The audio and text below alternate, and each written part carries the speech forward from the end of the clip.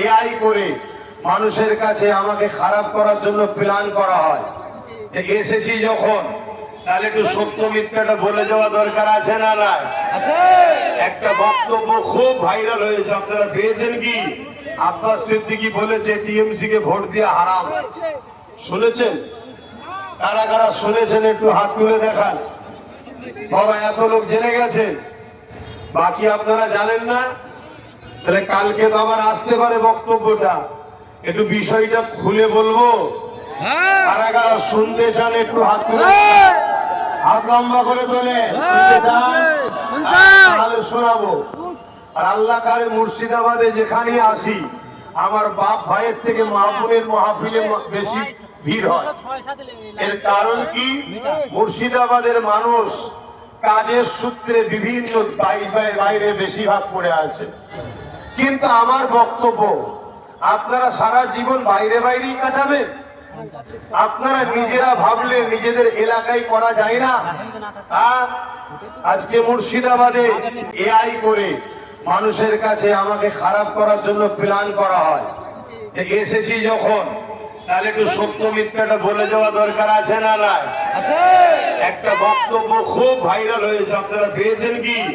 আব্বাস সিদ্দিকী বলেছে টিএমসি কে ভোট দিয়ে হারাম। শুনেছেন? কারা কারা শুনেছেন একটু হাত তুলে দেখান।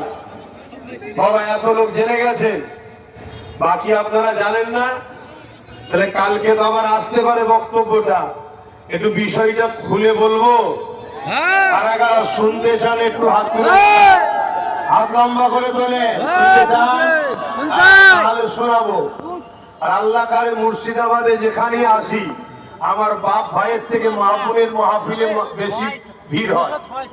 এর কারণ কি? মুর্শিদাবাদের মানুষ কাজের সূত্রে বিভিন্ন বাইরে বেশিরভাগ পড়ে আছে। কিন্তু আমার বক্তব্য, আপনারা সারা জীবন বাইরে বাইরেই কাটাবেন? আপনারা নিজেরা ভাবলে নিজেদের এলাকায় করা যায় না?